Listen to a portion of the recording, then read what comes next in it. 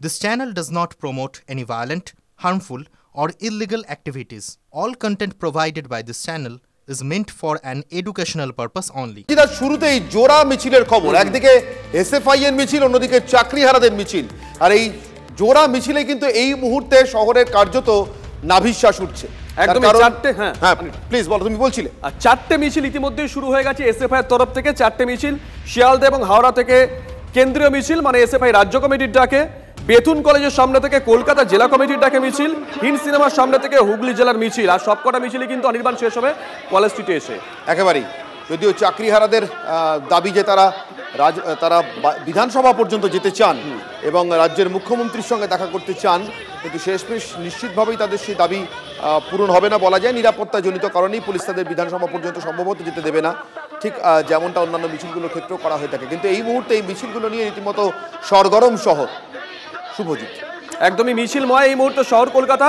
আমরা অনির্বাণ একবার সায়ন্তর কাছে যাই। সায়ন্ত রয়েছে, চাকরিহারা শিক্ষক শিক্ষিকারা যে মিছিল করছেন সেই মিছিল কভার করতে গেছে সায়ন্ত। সায়ন্ত, মিছিল কতদূর পৌঁছালো, কত সংখ্যক জমায়েত, মানে প্রত্যেকেই কি ওখানে গেছেন নাকি চাকরিহারা শিক্ষক শিক্ষিকাদের একটা অংশ ওখানে গেছে?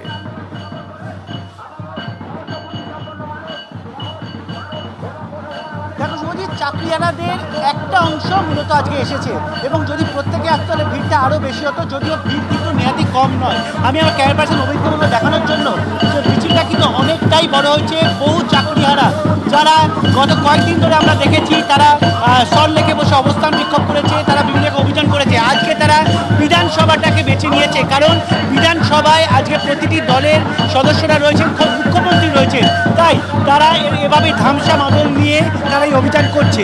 সুবোধপল্লী স্কোয়ার থেকে মিছিল শুরু হয়েছে, যে মিছিল বর্তমানে রফি আহমেদ কিদুবাই রোডের সংযোগস্থল থেকে কলকাতা পুরসভা হয়ে আডার এভিনিউ থেকে এগিয়ে চলেছে এবং সেই মিছিলের ছবি তুমি দেখতে পাচ্ছ।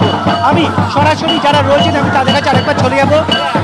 এই যে মিছিল আজকে বিধানসভা চলছে, সেই জায়গায় দাঁড়িয়ে কতটা গুরুত্বপূর্ণ আপনাদের অভিযান? আমাদের এই অভিযান খুবই গুরুত্বপূর্ণ, কারণ যেহেতু বিধানসভায় এখন অধিবেশন চলছে, তাই আমাদের এখনকার আমরা যে সমস্যার মধ্যে আছি, মানে আমাদের যোগ্য অযোগ্য বা এইরকম জনিত আমাদের যে চাকরি চলে গেছে আজকে সুপ্রিম কোর্টের রায়, সেটা যোগ্য অযোগ্য যদি আগে যদি ওএমআর প্রকাশ করে, যেটা আছে অলরেডি, যদি সেই ওএমআরটা প্রকাশ করে আমাদেরকে ভাগ করে দেওয়া যায়, তাহলে আমরা যোগ্যরা যথাস্থানে ফিরে যেতে পারি এবং যে অযোগ্যরা বাদ গেল সেই স্থানে নতুন করে ওয়েটিংরা জায়গা পাবে, তারপরে সেখানে নতুনদের জায়গা হবে। মানে এই সমস্যাটা জানানো আমাদের আজকে এই অধিবেশনে অত্যন্ত জরুরি বলেই আমরা মনে করছি। আপনাদের এই অভিযান রাজ্য সরকারের কানে সঠিকভাবে পৌঁছবে বলে মনে হয়? আপনাদের বক্তব্য এই মিছিলের মাধ্যমে আপনাদের বক্তব্য রাজ্য সরকারের কাছে সঠিকভাবে পৌঁছবে বলে মনে হয়?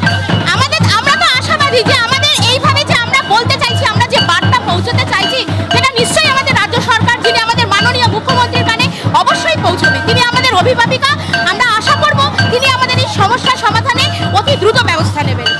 বেশ সায়ন্ত, সঙ্গে থাকুন। পাশাপাশি আমরা এসএফআই এর মিছিলগুলোর দিকে নজর রাখি। চারটে মিছিল মূলত বেরিয়েছে, কেন্দ্রীয় মিছিল বেরিয়েছে শিয়ালদা থেকে এবং হাওড়া থেকে, অর্থাৎ এসএফআই রাজ্য কমিটির ডাকে, কলকাতা জেলা কমিটির ডাকে মিছিল বেরিয়েছে বেথুন কলেজের সামনে থেকে, আর হিন্দ সিনেমা হলের সামনে থেকে বেরিয়েছে হুগলি জেলা কমিটির মিছিল।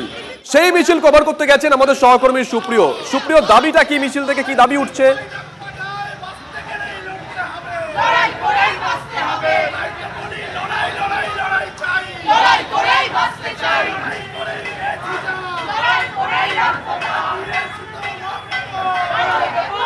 সুপ্রিয়, শুনতে পাচ্ছ?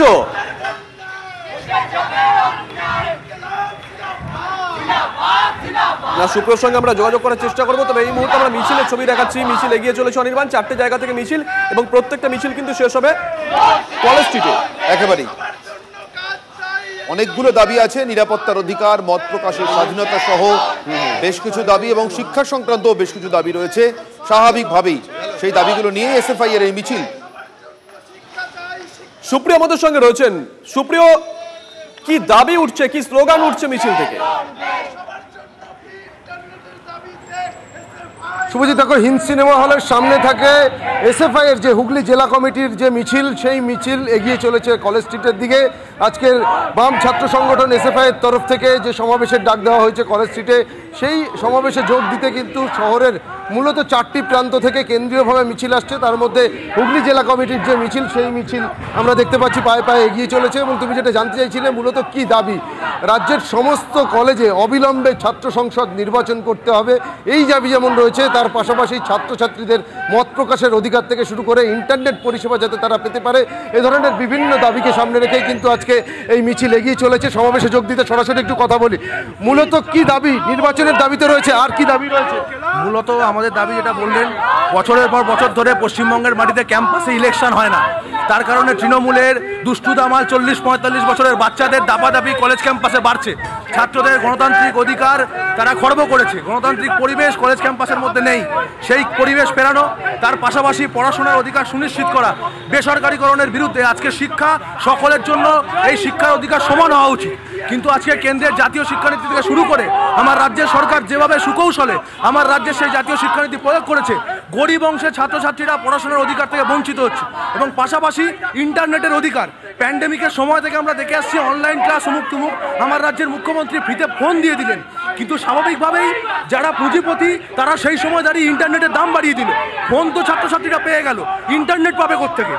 এ ধরনের বহু দাবি রয়েছে, বেশ কিছু দাবিকে সামনে রেখেই কিন্তু এই মহামিছিল শুরু হয়েছে। হিন্দ সিনেমা হলের সামনে থেকে শুরু হওয়ার পর ধীরে ধীরে কলেজ স্ট্রিটের দিকে এগিয়ে চলেছে। দেখতেই পাচ্ছ আমার ক্যামেরা পার্সন গৌরব যে ছবি দেখাচ্ছে, যে হুগলি জেলা থেকে আসা এসএফআই এর যারা সদস্যরা রয়েছেন তারাই এই মিছিলে পা মিলিয়েছেন এবং তারা যে সমস্ত দাবিগুলো তুলে ধরলেন, এই বিষয়গুলোকে সামনে রেখেই কিন্তু কলেজ স্ট্রিটে আজকে যে বাম ছাত্র সংগঠনের তরফ থেকে সমাবেশের ডাক দেওয়া হয়েছে, সেই সমাবেশের মধ্যে দিয়ে তারা তাদের পৌঁছে দেওয়ার চেষ্টা করবে। সঙ্গে থাকো।